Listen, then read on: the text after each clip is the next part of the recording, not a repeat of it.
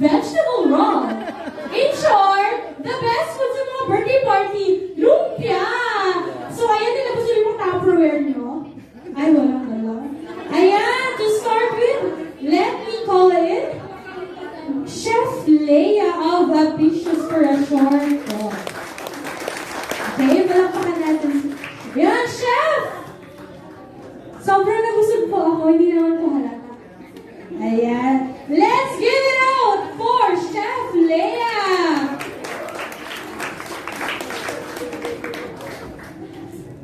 Hi, good evening guys. Medyo old school ako dahil ako nagbabasa sa cellphone.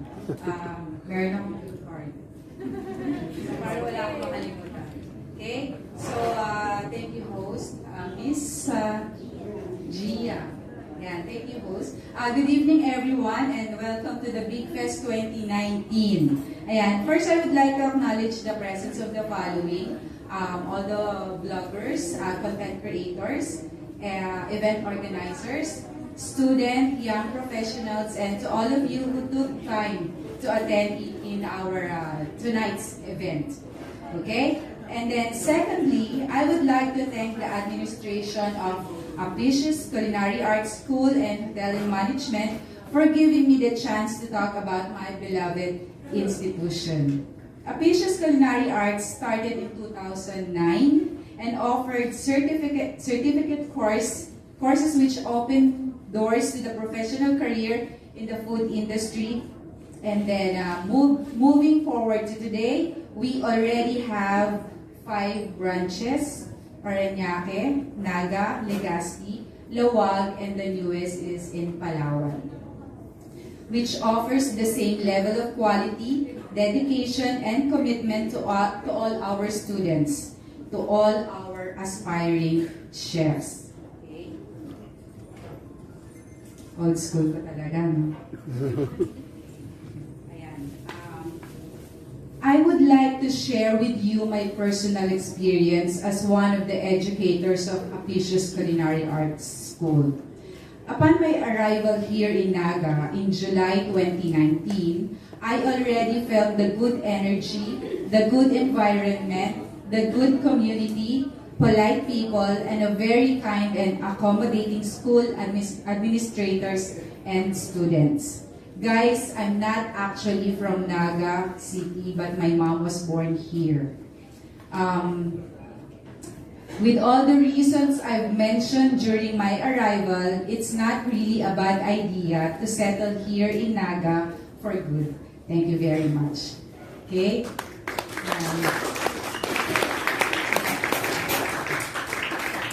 And then guys, yun yung serious side ko. Gusto nyo bang makita yung aking not so serious side? Yes! Okay. For those people who have already subscribed to my channel, ito yung opening spiel ko na alam ko very familiar sa kanila kasi nga subscriber ko, mga 2. De joke lang. So guys, if you want to see more of my vlog, ito yung opening spiel ko. Every time I do my vlog, of course. Ayan. So, ito yon. Ito yung aking not so serious side. Hello guys! Kumusta kayo mga kakuking ina, kakuking ama, kakuking anak, at kakuking ina nyong lahat? Hi guys! Welcome back to my channel, Cooking Ina's Kitchen. Kumusta kayo mga kakuking ina, kakuking ama, kakuking anak, at kakuking ina nyong lahat? Guys, ayan guys. So yan, meron ako idadagdag dyan. Kumusta kayo mga padi at mga madi? Ayan, natututo na ako magsalita ng Bicol. Pinag-aaralan ko talaga yan. At tinuturuan ako ng mga estudyante ko. Give and take kami. May tinuturo ako sa kanila. Tinuturuan naman nila akong mag-Bicolano kasi hindi naman ako talaga pinanganak dito. Okay? So, guys, I would like to share 3 tips. Maiksi lang to, huwag kayong maboard. 3 tips lang naman to on how to become or new to content creation or become a YouTuber or YouTube vlogger. Ito naman very simple na lang naman. So guys, if you are planning to do your vlog, you need to answer this question. Why do you want to become a creator, a content creator? Of course, first, you have to know your purpose. What do you want the people to know? Okay? So that's one. Next, craft your brand.